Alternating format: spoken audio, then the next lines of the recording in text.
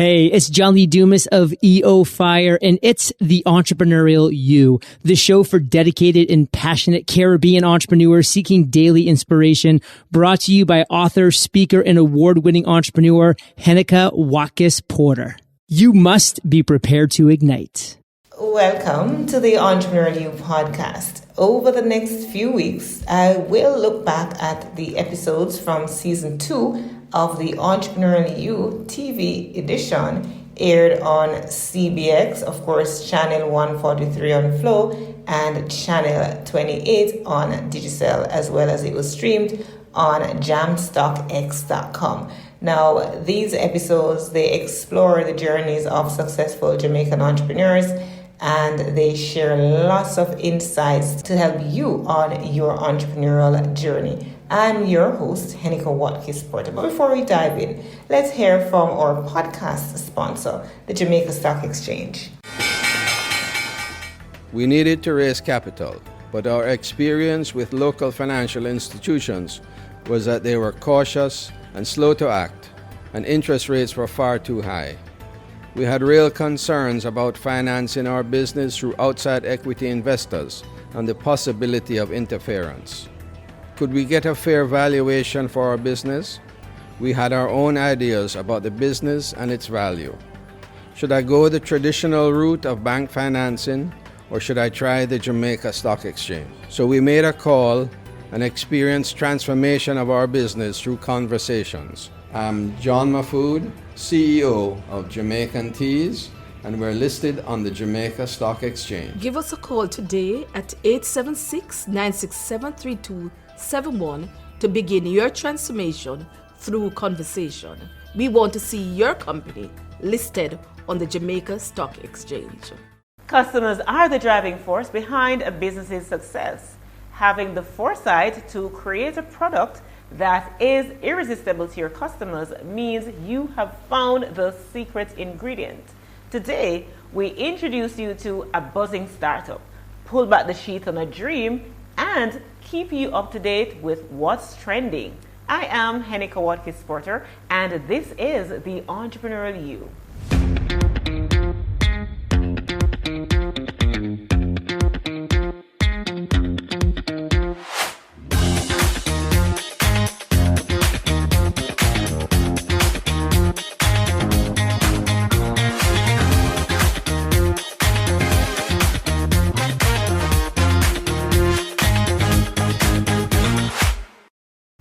Before we introduce our guest, let's take a look at this startup. I'm Felicia Casanova, the CEO of Molly's Frozen Delights. The vision of doing popsicle from July 13, 2017, and we just finally give birth to it. It is going awesome, it's going good. I have Otaiti, guava, mango, and pineapple, and all these are natural food from my property, and pineapple is the one that I get outside. The food itself, no sugar, natural sugar cane, sea moss, lemon juice, and lots of love from Molly. It's a guilt-free snack for those who are diabetic. When you taste Molly's Frozen Delights, you'll taste the real fruit in it. My aim is to continue being a distributor, for schools, hotels, to get bigger, wider, global.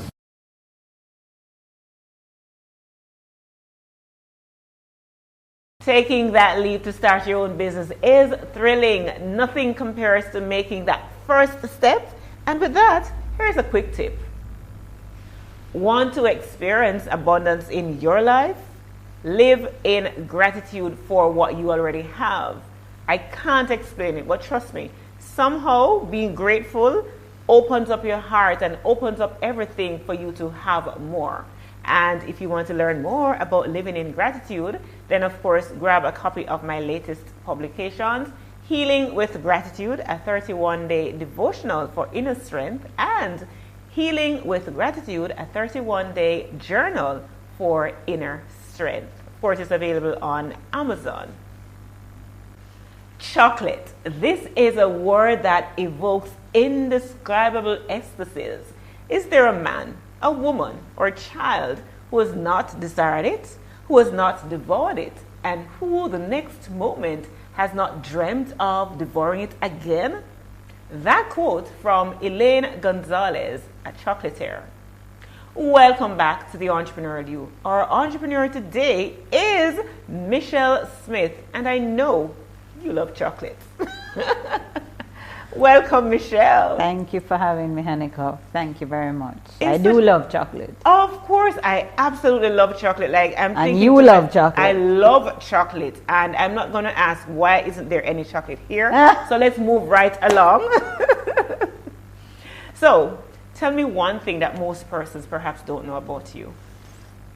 Well, most persons don't know that I love music. I actually do sing in the shower, but I love music of all genres. Music happens to touch areas in my life that I've not I've not forgotten, but I've kind of blocked away. So my late dad, he insisted that we listen to Sunday Serenade every Sunday. And he just loved music himself, and I've taken that from him. And in the genres that he didn't really love, I had a brother who loved rock and heavy rock and things from the 60s and the 70s. So I have a love of it. I love the lyrics. I listen to lyrics of music. That's what I do. And I often think that life could be so simple if people lived by the lyrics that are in songs. Wow, life could be so simple. So is there any particular moment in time that music has brought you through that is kind of healing for you? So it's healing for me in many, many aspects, because I kind of shut out the world when I'm listening to music. So I try to have it blasting in my car, blasting in my office, blasting everywhere I can, you know, because it gives me, it's my escape. You know, some people have a different way of escaping. That's my escape. I can listen to it without anything else. I don't need to be reading. I don't need to be doing anything. I just can be listening and enjoying. And that's what I use before I go to work every morning. I listen to my music. I have a lot of playlists. Yes, so speaking of escape, Michelle, as an entrepreneur, what are some of the things that you'd have to escape from? So, like our friend Elon Musk said, entrepreneurship is like eating glass. That's a fact. Fact. And when I think about my life as an entrepreneur, I find that so I've been in business for 18 years. And So an official adult, right? Right. Maybe, well, business, you know, it developed from very little to, and I'm still not a medium-sized business, I'm still small. I'm still a small business. But the last couple of years has been very intense. No breaks, so that's the escape, because as an entrepreneur who does mostly everything in my company, I haven't been able to have those escapes, mini breaks, I haven't been fortunate to have that. So that's what I needed to escape from the stress of work. Because being an entrepreneur, you know, especially I think people have this notion.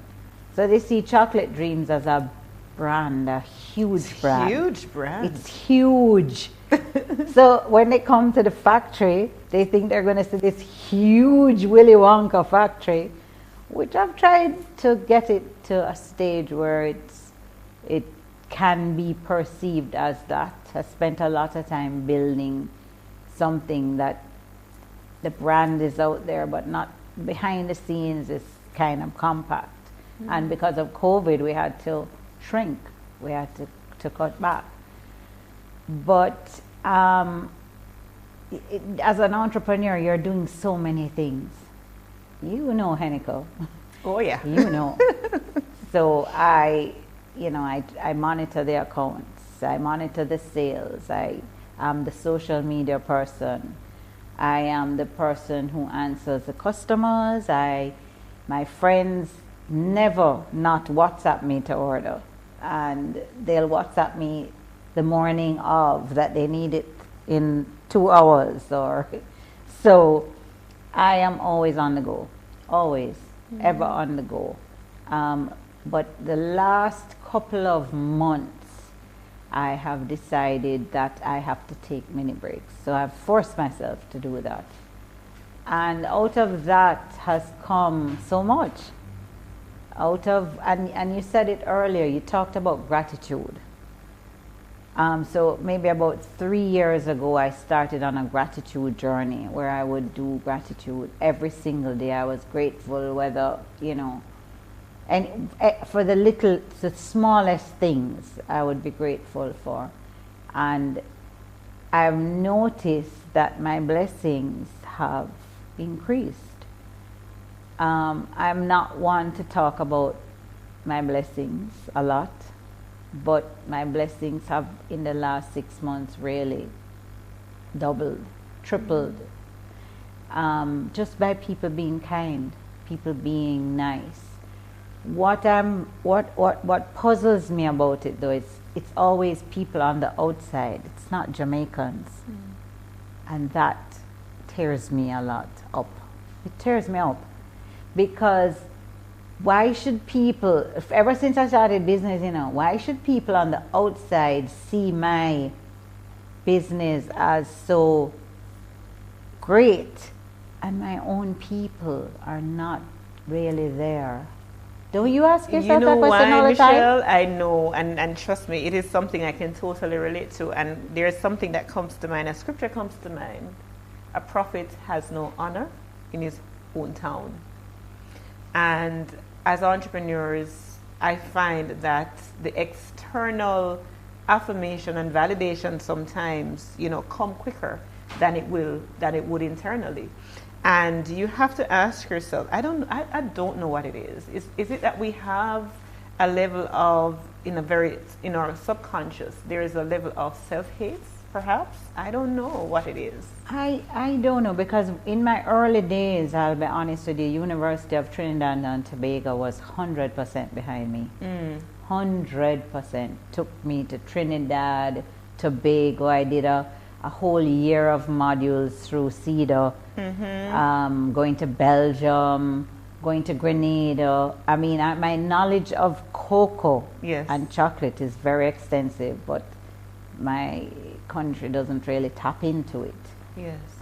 So last year, ITC, which is International Trade Center, approached me to go to the show in Paris. That's mega.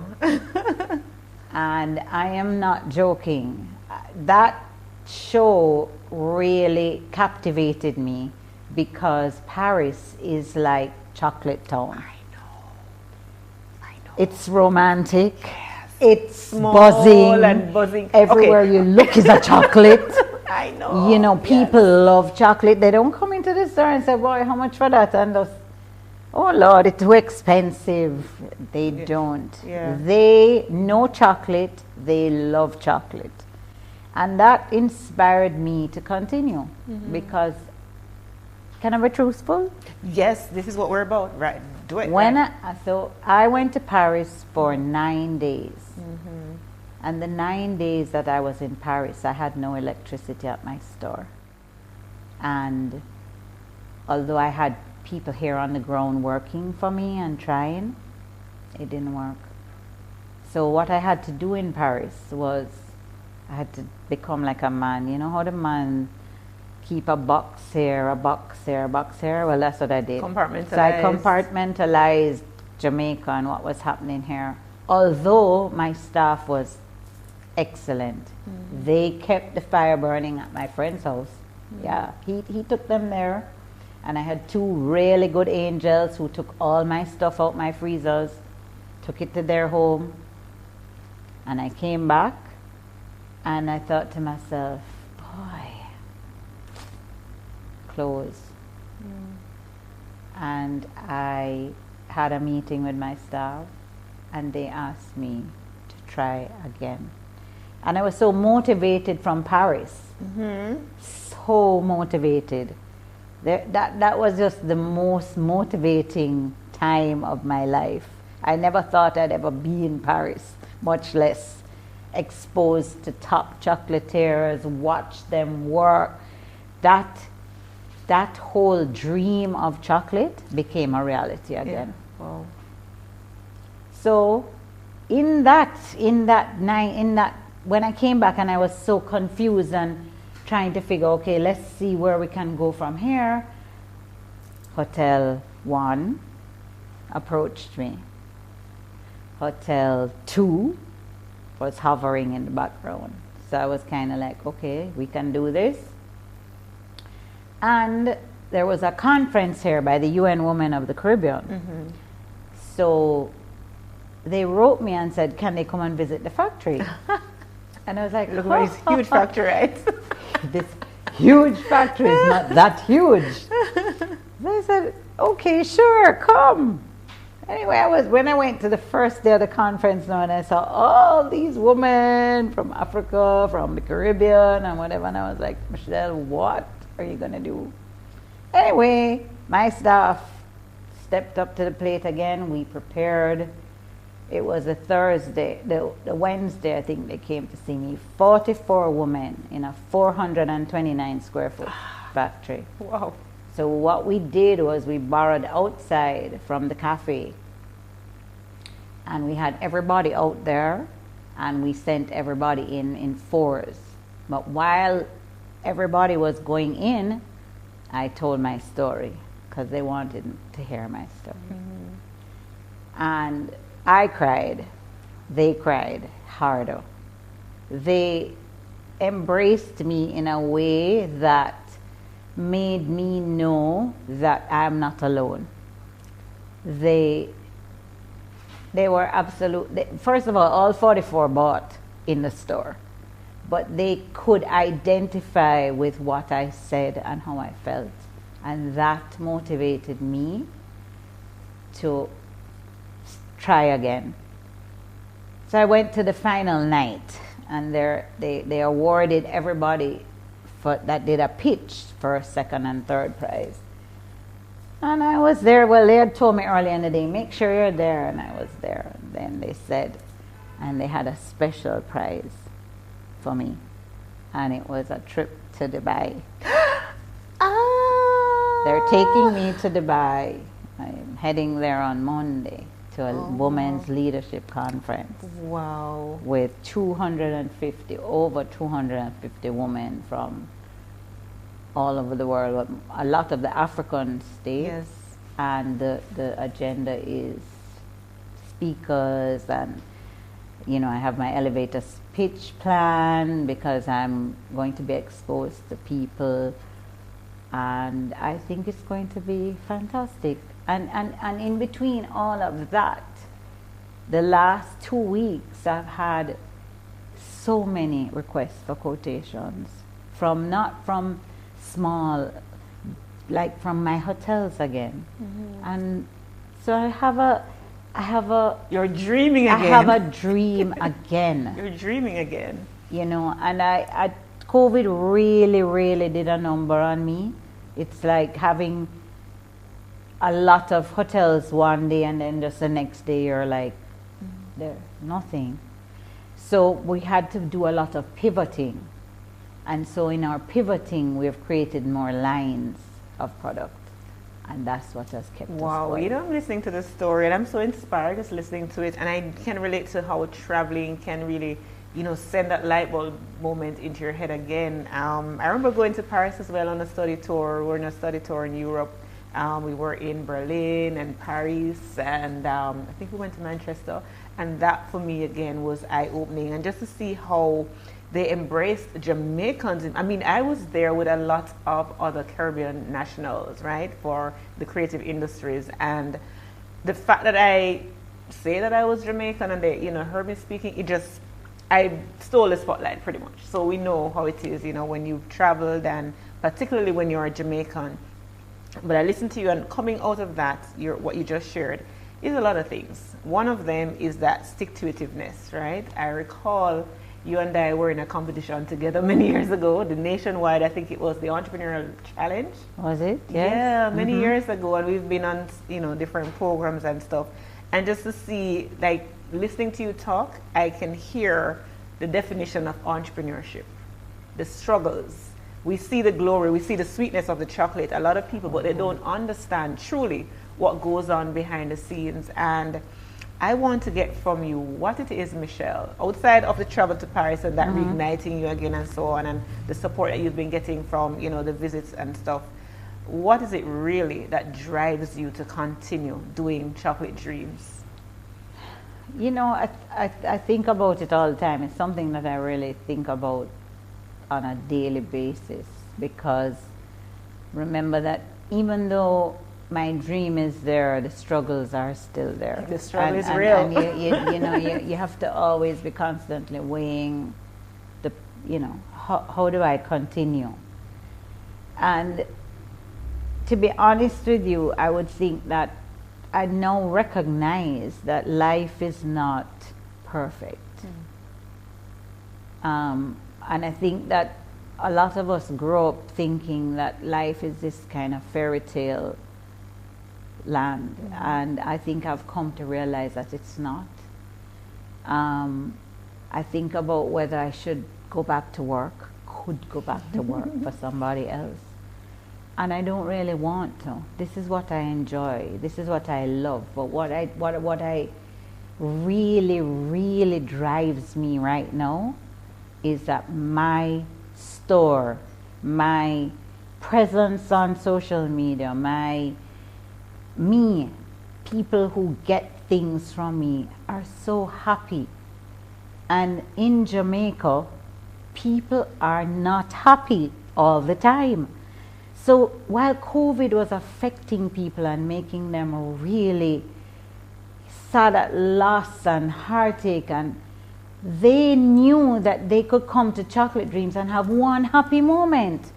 So my whole vision of Chocolate Dreams is changing, because I know my company makes people happy. And I don't know a lot of companies that can really say that. Very few. Supermarket can't tell you that. They make you happy because you go in there and you spend money and you vex. People come to me and they get what they need to make them be comforted, loved, and happy. And that's what I love. That's what I love. I hate when my customers are not happy. They must be happy. And if they're not happy, I make them happy. There's not every customer is going to leave there happy. Let's face it. That is, entrepreneurs have to understand that. Everybody is not going to be happy with you. And there are people out there that, and I like to think of Marcia Wunchoy when I think of this, is that, you remember their A, B, C, D, and F customers? Action code, right? You definitely have to look for the Super Plus A customers. And all my customers are Super Plus A's, all of them. If I disappoint somebody, I am willing to make good on it, always. We're speaking with Michelle Smith, CEO and founder of Chocolate Dreams. We hear more after we take a look at what's trending.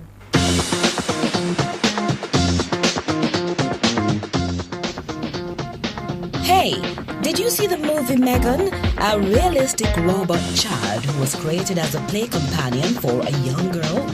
Well, similar technology might be closer than we think to change life as we know it. With the recent growth spurt of AI, humanoid developers have gotten another big piece of the puzzle to perfect the machine with the possibilities of their new robotic race close to being a reality. These humanoids are professional service robots trained to be empathetic with personality, mood, and emotions. As the name suggests, they look and often feel like humans. The most recent humanoid, Heneka, was built using GPT-3 and 4, one of the most powerful AI models. It's able to have conversations and displays a multitude of human-like expressions. So, do you think it's a threat? Well, how far will this trend go? That was what's trending in business. In studio with us is Jamaican chocolatier Michelle Smith. Of course, before the break, Michelle, you spoke about the woman who came and visited your factory and all of that. Talk to me about the importance of women supporting women in business, and how has that support been for you?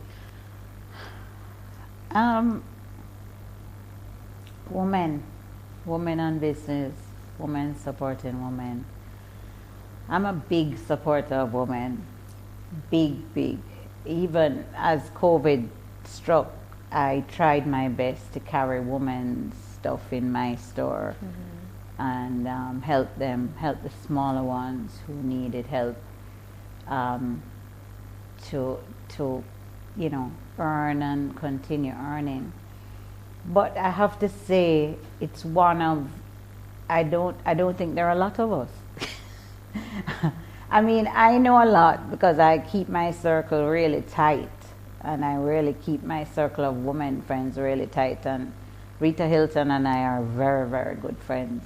Rita is a big supporter of mine. We had her on too. She's a sweetheart. She is a woman that is so phenomenal.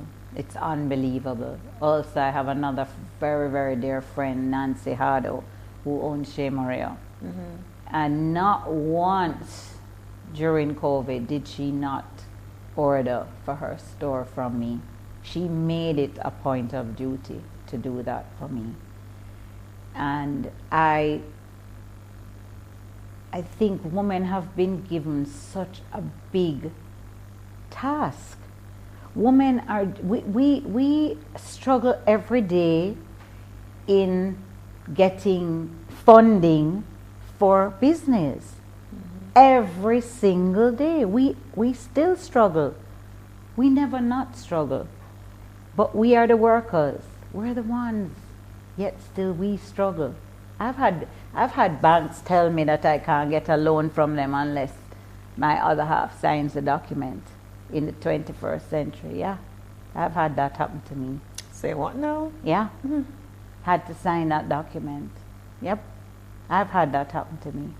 It's been I've had banks tell me that I should take my proposal and go back and come back in address.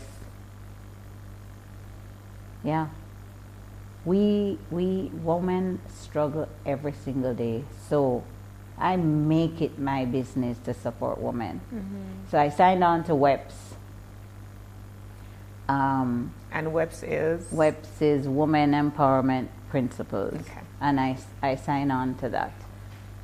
So Imani Duncan Price is the representative here. I forget who was there before her, because it was the lady before her who approached me to sign on for Chocolate Dreams.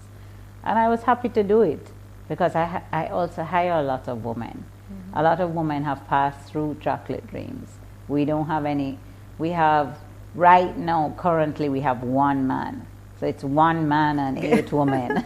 One man against the world. One man against the world. And trust me, he is doing a good job. He is. Oh, the thorn amongst the many roses, Right. huh? But women, the thing about women is that women don't realize how powerful they are. That's what I recognize. But because in chocolate you don't have a lot of skilled workers, I decided I'm good friends with Marcia Cummins from UTech. And so her interns come to me. So I have lots of female interns that are in and out of Chocolate Dreams. They come and do their 400 hours with us. Lots of people don't know that, but they do. And I like to say to her all the time, that those women that pass through the halls of Chocolate Dreams represent the society, because not all of them are 100%. But I still welcome them into my store. They get an experience, 400 hours of experience in Chocolate Dreams. I think a lot of them leave there and probably not go into their own business because they get to see firsthand how hard it is. Reality, right? And honestly, Heneka, it's harsh. We're talking about real harsh. I have cried so much in the last 18 years. I've cried many tears. It's been hard. I have been on my knees in the office. You know, I've had people threaten me. I've had people be mean to me. But yet still, I still see the good in people. And I still support women. I support them 100%. All women businesses. I support every single one of them because I think it's a lonely road for us. You spoke about women and, power, walking in their power. What would it mean? What would it look like for women to walk in their power?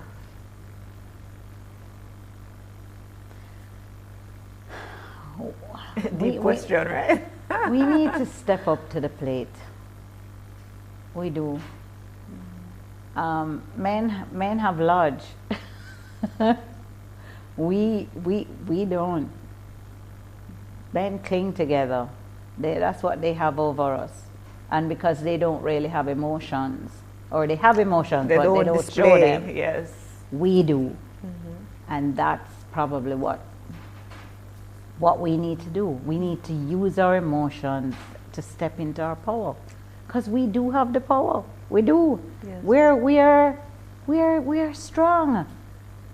We're a nation of women raising their children by themselves, sending them to school, making them into pilots, doctors, lawyers.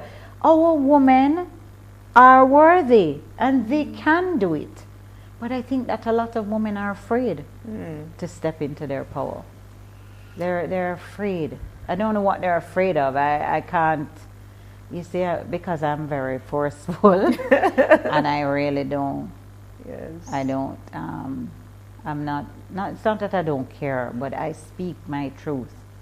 I'll tell you exactly what I feel, but a lot of women won't. Yes. They Again, won't. fear. They're afraid. Yeah. And what are they afraid of, Heneka? I don't know. I define fear as tiny particles, or courage rather, as tiny particles of fear that have been outmaneuvered by the will to do what is right. Fear for you, when you think about that emotion, because we all face it, I believe, but some of us don't allow it to cripple us. When you think about fear, what comes to mind for you? What resolve do you have? You mean what a fear? Or, when because if you're faced, for example, with a situation where it would cause you to be fearful, how do you approach that situation? What resolve do you have in mind that, listen, come hell or high water, I'm going to do what is necessary to move forward? Well, fear every day. It's a fear of every single day. I have to resolve to myself every single morning that I can do this. Yes. That I can do it. And you know what is the biggest lesson that I think I've learned? Don't look behind. People like to look behind. They like to live in the past. Me, 3 years ago, is not me today. Oh, can I get a high five right here? Yes. I have evolved. I am not the person back there. I make mistakes. I don't need you to throw my mistakes at me. My mistakes stay behind me. Amen. Any mistakes Can I get I've an made, amen? Hello. Any mistakes I've made, I honor them, but I leave them behind me. Okay? I make good on what I need to make good on, and I leave them behind me. I don't need anybody to remind me about mistakes that I've made, because they're mine. And on that note, we take a look at our JPS Spark. It's now time for our Spark, powered by JPS. We can't be sure of what tomorrow will look like, but when we put in the work, we can shape it. We can light the way and build our own path to make tomorrow even brighter. Because one thing's for certain, tomorrow will come. That's why we're investing in world-class technology, building new plants, and upgrading our systems.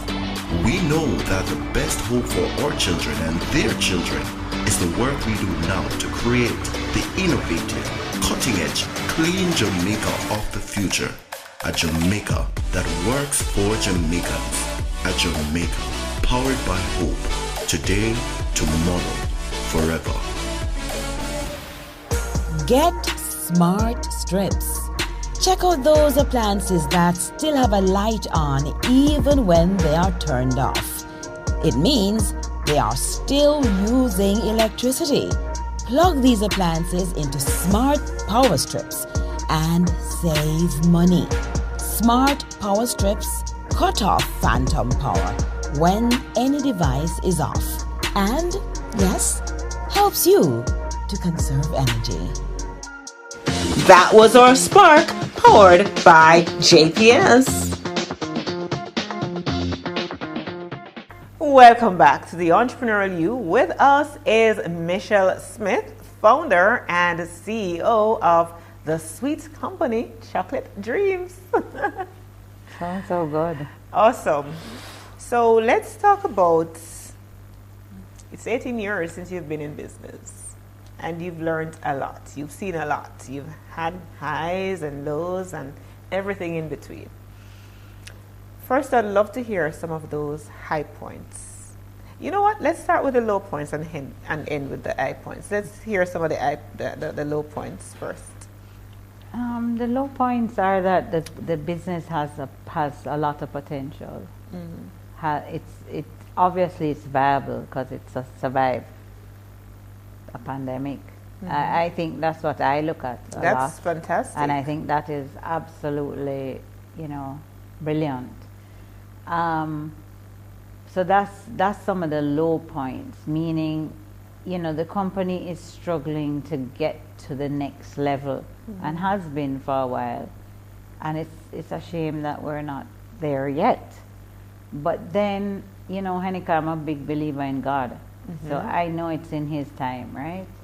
So in my company, there's equipment that could take us to the next level. So there's pieces of equipment. Now, we are specialized machinery. We're not run of the mill every day. There's tempering machines are not a piece of equipment that like a TV that you can dispose of easily. So it's for me in my business, that's part of the low points. It's hard to finance capital equipment and get people to sign on to the dream. That's some of the low points. And the high points. The high points are, so as I look back on the wall at Chocolate Dreams, there are so many plaques and, I remember the first NCB Strength Award. I received that. That was a high point for me. A high point was also receiving the award in Trinidad for creativity and entrepreneurship. I got an award for that 1 year in the cocoa and chocolate field. So those are my high points. Other high points are just getting back into business, getting back to the business of normal after COVID is a very high point for me. Having the hotels call me back and say, we're ready for you again, that's a high point for me. It means that what I was doing for them before, they're trusting me to come back again. And how cool is that? Because that's 3 years ago, when you think about it, Yeah.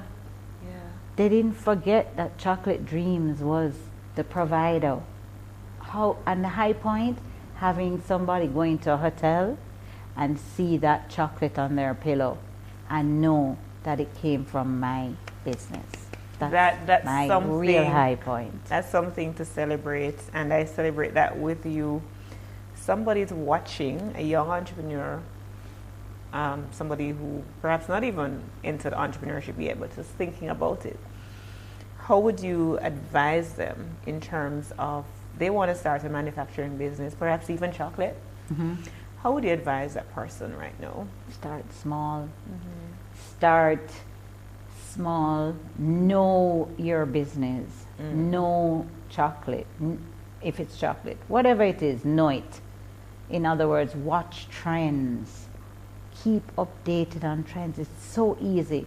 When I first started Chocolate Dreams, I did not have a clue where to buy chocolate, who to buy from, where the packaging came from, how to, why to measure. I had no So clue. you're saying that you had no experience in any of that? No, none.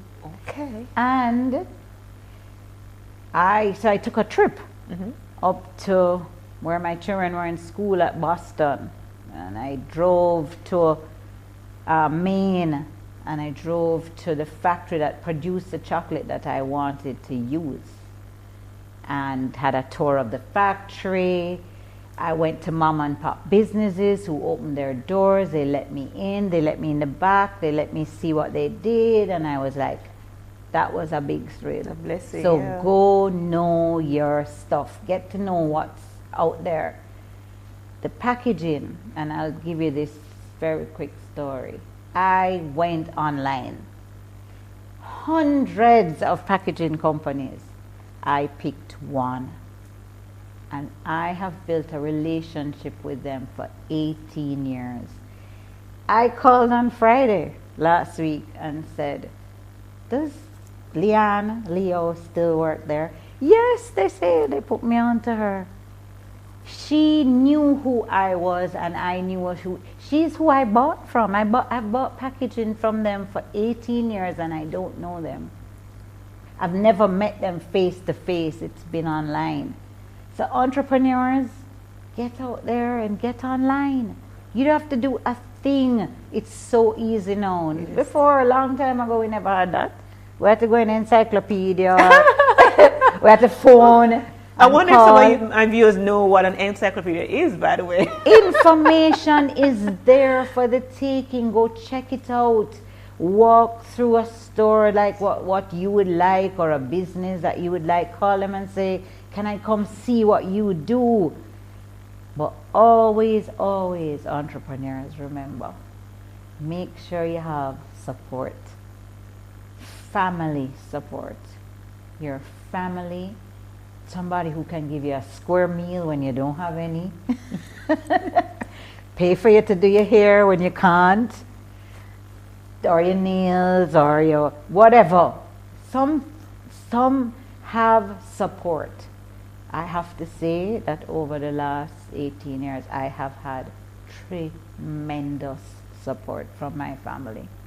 Every one of them, even ones who are no longer here, always supporting, always proud, always giving, and for me, that means a lot. Success to me is not money, Heneka. Success to me is what you leave behind, the legacy you leave behind. Yes. And that's important to me. I have a little granddaughter who is 9, and out of everybody, I feel like she's probably going to take over Chocolate Dreams. She's so into it. Wow. She's so into it, she's so always interested in what I'm doing. And so your legacy is what you have. Yeah. That's your success. Absolutely, and I'd love to talk a little more about legacy, but before I do that, there is something you mentioned earlier about carbon exports, and I wonder, I've been a beneficiary myself, different funding projects I've had, they've funded, and very good organization. And I think sometimes it can be like a best kept secret. It is. Right, so how would you encourage someone who is looking for funding? I know we spoke to the banks and, you know, the things that they want you to do to get money. We'll look at alternative sources of funding. So Lord. speak to grant funding. Grant funding. I really haven't had a lot of grant funding monetary, but in learning, yes. So I encourage people to learn. So go and see what. A lot of my research was through the internet. That's how I found out of things. But then I became a member of the JMEA. Yes, yes. And being in the And JMEA, that's the Jamaica that's Manufacturers the Exporters Association. It was JMA before. Right. So I was there before I was there, and then just a little of the joining. Join something like that, or JBDC is a good Jamaica Business Development Corporation, private sector organization of Jamaica, depending on how you can afford the membership. Call entrepreneurs that you know. Call them, ask them, tap into their brains about funding. I mean, grant funding is always, it is a secret. It's always it is a secret. You know, Heneka, it is. And you know, it does take a lot of time, but if you want to, you know, if you're able to invest that time and get the persons, you don't have to do it yourself. You can it looks a little monumental to people, though, you know. I always thought so too. All this paperwork. Entrepreneurs don't love paper, you know. We just want to create, right? We just want to create. And that's what happens to creative people. We need somebody to be back there and do that legwork for us. And so that's what happens to us sometimes. We don't know about things, and we hear too. I don't read the paper a lot, you know. And sometimes it's right there in our own newspaper. It's, you know, events that happen, you can go and, I'm a big event person. So when I started out in Chocolate Dreams, that's one of the things too, that's my secret. I did alliances, and that's how I grew Chocolate Dreams, is with alliances. So it was first with Cancer Society, which they had a function every year, and Chocolate Dreams would be there every year. Heart Foundation of Jamaica, every year. And I would be there every year because I also believe, I'm a great believer in giving back. I just absolutely think it's essential, especially in things that affect all of us, your heart, cancer, all those things. Yes. So I think when you, as an entrepreneur coming up, get involved in your community. It's the best way to give back and to help your business to get out there. Right. I did say I want to touch on legacy a bit. So let's talk about the future of Chocolate Dreams and what you want your legacy to be. I hope somebody will come along and say, can I buy you? I mean, I've thought, and Mrs. Street Forest won't want to hear this. Because she wants you to list. She wants me to list. She's wanted me to list forever. I know she wanted Pato Apparel to list too, and she's a bit disappointed in, you know what. But you know what, to tell you the truth, I really would just love for somebody to invest in Chocolate Dreams, so it can get to the level that I'll be proud of my legacy. I don't have to hold on to anything. Absolutely. I just want to hold on to what I built and see it come to that get married stage, that bride stage. That's what I want for Chocolate Dreams. So if someone can come along and take it to that level, I'll be happy. Really, really happy. Because my kids, one is a doctor, one is a teacher. And you have to be realistic, you know, Heneka, in legacy. Yes. You can't force people to love what you love and be passionate about your passion. Listen, I had to learn. And so I think that they must find their niche and find their sweet spot. And no pun intended? No pun intended. And if it's not Chocolate Dreams, it's okay, because they support me. Yes. But it's just that that's not their train, right? All of us we have a different train, all of us. Absolutely. Michelle, you are phenomenal. Believe me, we're not done yet, but